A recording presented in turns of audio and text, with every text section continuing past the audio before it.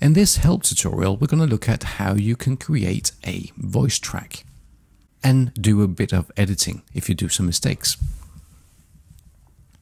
So first off, we need to be able to have some input. If you're working on the Pro version, you can choose your input from here and choose whatever microphone that you have available for you. If you're an Hindenburg journalist, you need to go into the preference menu, and under audio you can set your input microphone. But we're in Pro, so we're happy. The first thing we need to do is to arm the track. That we do by pressing this button here. Now to begin recording, we can press the record button. So now we are recording directly to the track.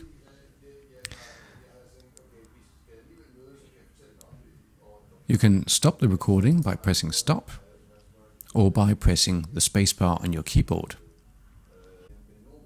If you want to continue recording, we can again press the record button, or we can press ctrl spacebar. So now we're continuing recording. While we're recording, we might make a mistake. And if we do make a mistake, we want to go back and punch in. So first off, we just press stop to stop the recording. Now we can place our playhead somewhere back here, and if we press play now, recording, we will hear what we've just recorded. While we're recording, we might make a mistake. If we now press record, I'm just going to use the keyboard shortcut ctrl spacebar while I'm doing that. Once we get to the point where we want to punch in, it will begin recording. It will look like this. First I press space to play. While we're recording, we might make a mistake. And now ctrl spacebar to continue the recording. This is what we call a punch-in, or flying recording, if you like.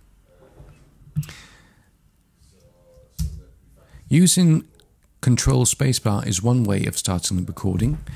If you have a numeric keyboard, you can also use the minus key on that.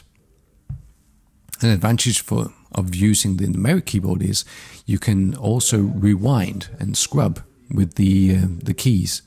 So like 7 will rewind and 0 will play. And now ctrl spacebar to continue the recording, and minus will punch in. So this is another way of doing it, which is fairly simple. In Hindenburg Pro, we also have another option. If we go into Preferences first, I'll show you how it works. We're now in Preferences and in Interface. In the interface, we have a tab called Record with Preroll. If we tap that, let's see what happens. I can now place my playhead wherever I want to punch in and just press record. Now it will automatically rewind and punch in at the desired point. So this way you don't need to press anything once you want to record. So now I'll make a mistake.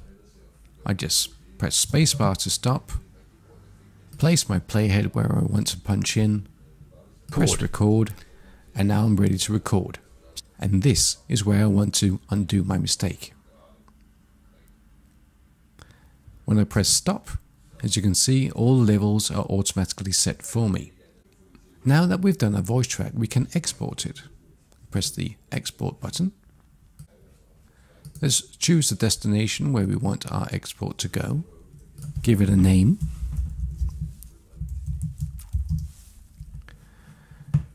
What file type we want to export it in. In this case it's a WAV file. We want it to be in the best possible quality. Stereo or mono. In this case mono, because it's only a mono track that we've been recording. We have an options menu here where we can choose what sample rate we want to export it as.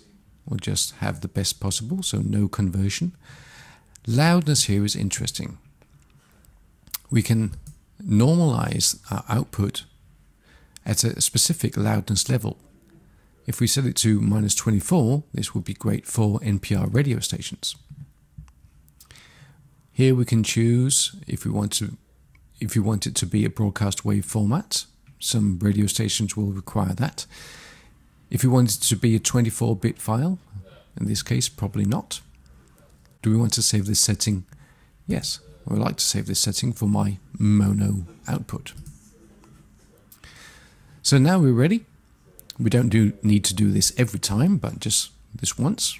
We've run through all the options and we say save. And now the file has been exported to our hard disk.